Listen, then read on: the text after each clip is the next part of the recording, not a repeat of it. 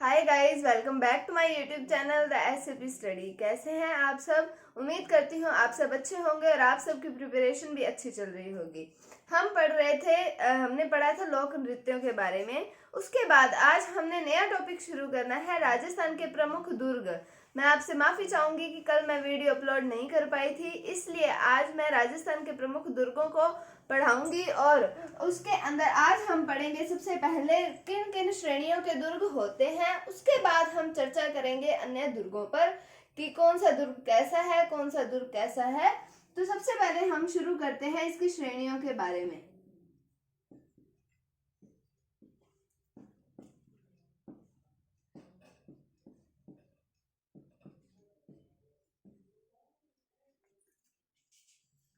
तो हम बात करें कि शुक्र नीति के अनुसार दुर्गों की श्रेणियां बताई गई हैं 9, यानी कि 9 प्रकार के दुर्ग होते हैं। क्या बात है कि शुक्र नीति के अनुसार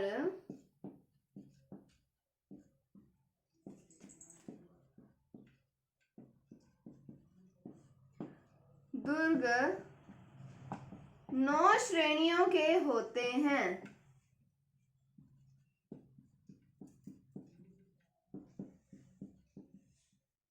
नौ श्रेणियों के होते हैं। पहले हम पढ़ते हैं उन श्रेणियों के नाम की कौन कौन सी श्रेणियों के दुर्ग होते हैं। तो सबसे पहले आता है एरण दुर्ग, फिर हम बात करेंगे गिरि दुर्ग की, धानवन दुर्ग, जल दुर्ग, वन दुर्ग, पारिख दुर्ग, और इसी से मिलता जुलता एक और नाम आता है पारिद दुर्ग। फिर आता है सैन्य दुर्ग और फिर आता है सहाय दुर्ग। तो ये 9 श्रेणियां हैं किनकी दुर्गों की। इन्हीं श्रेणियों के अंतर्गत हम दुर्गों के बारे में पढ़ेंगे। पहले हम पढ़ेंगे कि इस श्रेणी में किस प्रकार के दुर्ग आते हैं, कौन सी श्रेणी में किस प्रकार के दुर्ग आते हैं। फिर जब दुर्गों का वर्णन पढ़ेंगे उसके अंदर हम पढ़ेंगे कि कौन सा दुर्ग कौन सी श्रेणी का है। तो सबसे पहले हम पढ़ते हैं एरन दुर्ग के बारे में।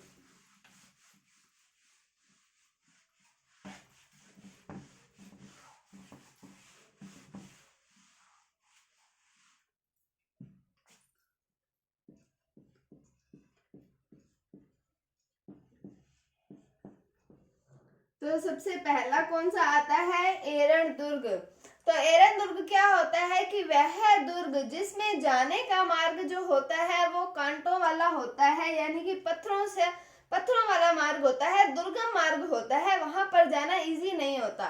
ऐसे दुर्ग होते हैं एरण दुर्ग। क्या है कि वह दुर्ग जिसमें जाने के लिए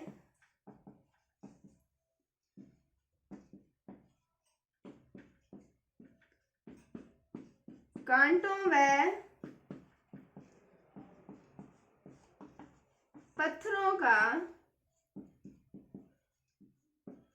दुर्गम मार्ग हो। कौन सा दुर्ग कहा जाता है? एरन दुर्ग कहा जाता है वह दुर्ग जिसमें जाने के लिए कांटों व पत्थरों का जो होता है दुर्गम मार्ग होता है, यानी कि जिसमें जाना इजी नहीं होता, वो होता है कौन सा? एरन दुर्ग। फिर हम बात करते हैं, दूसरा पढ़ते हैं हम गिरि दुर्ग के बारे में। तो गिरि दुर्ग जैसे कि नाम से स्पष्ट है, गिरि का मतलब क्या होता है? पहाड़ी, यानी कि पहाड़ी पर बना हुआ दुर्ग कौन सा होगा? गिरि दुर्ग। क्या है? पहाड़ी पर बना हुआ दुर्ग। कौन सा है? गिरि दुर्ग। कहां पर बना हुआ है? पहाड़ी पर बने हुए दुर्ग जो होते हैं वो होते हैं गिरि दुर्ग। फिर हम पढ़ते हैं तीसरा प्रकार कौन सा आता है? धानवन दुर्ग। तो धै से ही धानवन होता है और धै से ही धरातल होता है, यानी कि मरुस्थल या फिर धरातल पर बना हुआ जो दुर्ग होता है वो कौन सा होता है? धानवन दुर्ग। कौन सा है? धरातल या मरुस्थल में बना हुआ दुर्ग कौन सा होगा? धानवन दुर्ग होगा। एरन दुर्ग पढ़ा हमने, जिसमें जाने का मार्ग जो होता है वो कांटों और पत्थरों का दुर्गम मार्ग होता है, वो होता है कौन सा? एरन दुर्ग। फिर हमने पढ़ा गिरि दुर्ग। गिरि का मतलब पहाड़ी, और पहाड़ी पर बना हुआ दुर्ग कौन सा हो गया? गिरि दुर्ग। फिर हमने पढ़ा धानवन दुर्ग। ध से धानवन और ध से धरातल। धरातल या फिर मरुस्थल में बना हुआ जो दुर्ग होता है वो कौन सा होता है? धानवन दुर्ग। 3 प्रकार पढ़ चुके हैं हम। अगले प्रकार पर चलते हैं जिसका नाम आता है जल दुर्ग।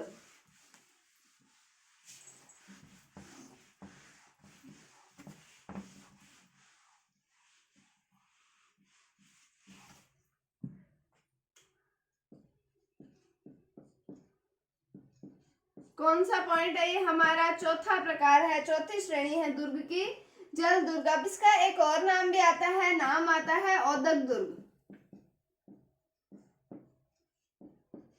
अब जल दुर्ग ये भी नाम से स्पष्ट हो रहा है कि जो दुर्ग जल में बना हो, या फिर जल में कैसे बना हो? नदी के किनारे पर या फिर नदियों के संगम पर बना हुआ हो, जो जल से संबंधित हो, मतलब उस स्थान पर बना हुआ हो जो स्थान जल से संबंधित हो, तो वो हो गया कौन सा?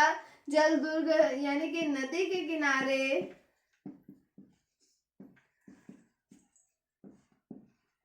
या नदियों के संगम पर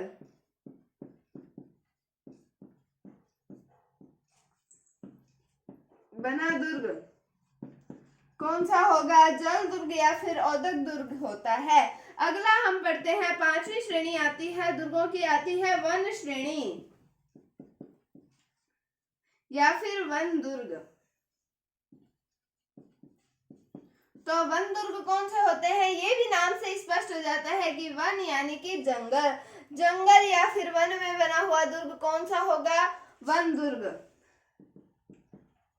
जंगल या वन में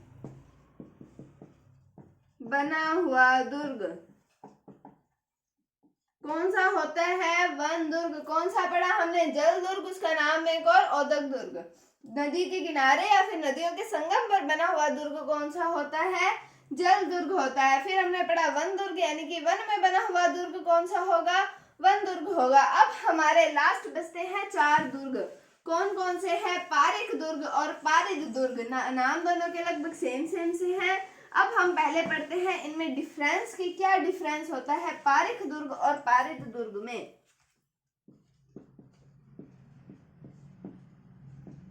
एक है पारिक दुर्ग, कौन सा नंबर हो गया ये हो गया 6ठी श्रेणी का दुर्ग। फिर हम पढ़ते हैं 7वीं श्रेणी का दुर्ग, कौन सा आता है? पारिद दुर्ग।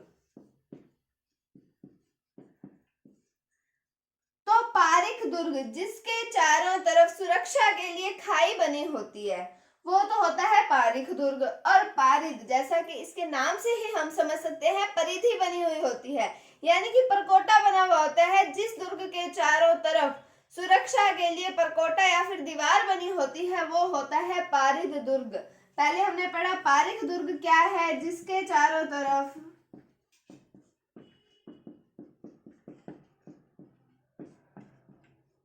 सुरक्षा के लिए गहरी खाई बनी हो, वो कौन सा होता है? पारिक दुर्ग। उसके बाद में हम बात करें पारिद दुर्ग की, कि वह दुर्ग यानी कि जिसके चारों तरफ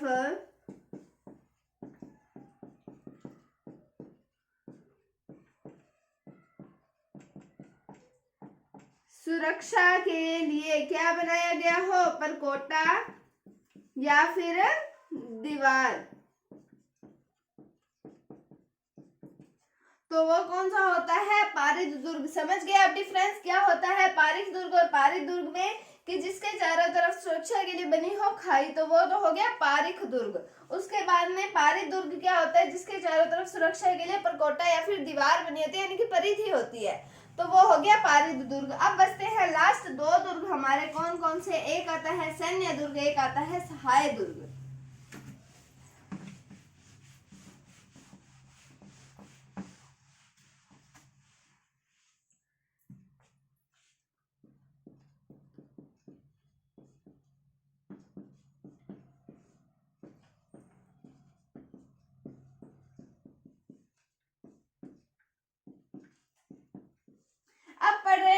दुर्गों के बारे में। अब जिस दुर्ग के अंदर सैनिकों के रहने की व्यवस्था हो, यानी कि सैनिकों के निवास की व्यवस्था हो, तो वो तो हो गया सैन्य दुर्ग। अब आता है सहाय दुर्ग। सहाय मतलब जिसकी मदद करनी हो। असहाय होता है कि जो किसी चीज से पीड़ित हो, और सहाय होता है यानी कि जिसको आराम मिल गया हो।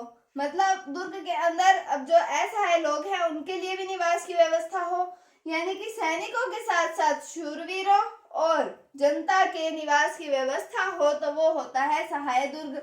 सैनिक दुर्ग क्या होता है? जिसमें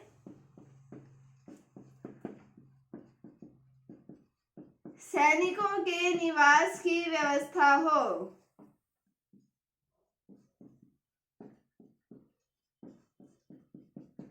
और सहाय दुर्ग क्या होता है? जिसमें सैनिकों के साथ शूरवीरों व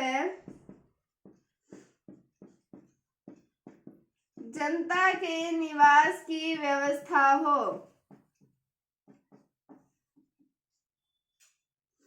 तो क्या है? सैन्य दुर्ग जिसमें सैनिकों के निवास की व्यवस्था हो, और सहाय दुर्ग क्या है? जिसमें सैनिकों के साथ साथ शूरवीरों और जनता के निवास की व्यवस्था हो। वो हो गया कौन सा? सहाय दुर्ग। तो हमने कौन सी किसके अनुसार पढ़े? 9 श्रेणियों के दुर्ग हैं, शुक्र नीति के अनुसार पढ़े।